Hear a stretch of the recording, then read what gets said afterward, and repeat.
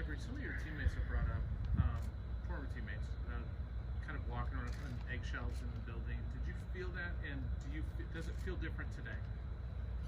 I'm sure I can speak for a lot of the guys on the team that, yes, it felt like that. There was an atmosphere where you did have to look out, kind of watch your back, and just, I mean, you always kind of had to be on your toes at times. But throughout this week, there have been so many conversations that's been made. There's been so many talking about change, and we're all hopeful that this is actually going to happen. And I mean, these last couple of days in the weight room and outside in the field, we can all tell that there's a clear difference between you know, how it is now and how it was then. And I mean, we're all excited about what we have to come. We're all excited to be able to really bond with each other and be able to really build relationships, not only with like our other teammates, but also with our coaches and our fans. And I'm really hopeful that, you know, we'll be able to create something big this year. Ivory, it can be easy for, you know, short-term adrenaline, following emotions, but, you know, what you guys talked about, heated discussion. How do you kind of keep that excitement, kind of keep goals in mind in terms of the long-term goals, what you guys actually want to change? What's going to be the biggest key to maintaining those goals in sight? That's why I feel like those first few conversations that we had at the beginning of this week really played a huge role in the long-term effect of it. Like a lot of our guys have been saying, it was a really emotional talk. There was a lot of things voiced during these meetings, and I don't feel like there's a single person that left those meetings not being able to voice what they wanted to say.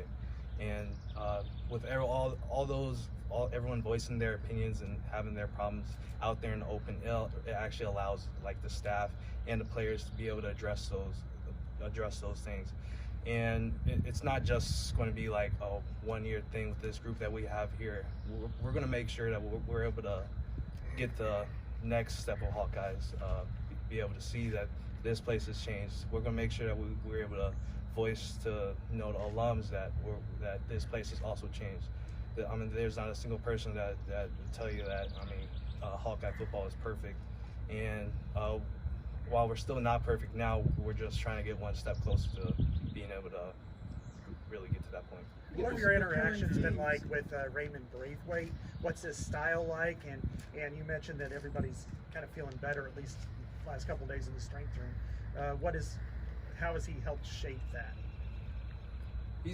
He's always been a leader out there in the weight room and on the field when being able to talk to the guys and whatever. So there was always a good relationship between a lot of the guys and Raymond, Coach Braithwaite. And I feel like after he's been able to take the head role, being able to really run things with the players, that's just going to be able to build it that much bigger. Like I said, this past week has been amazing to be able to, for people to be able to voice their opinions and everything. And with everything out in the open, we're really able to, you know, be ourselves when we're walking around the weight room. We're able to be ourselves when we're talking to coaches. We're able to be ourselves in the locker room and just really being able to bond with our players. And it's not just a bond between the players that's growing, it's also a bond between the coaches. What were the recurring themes or messages from the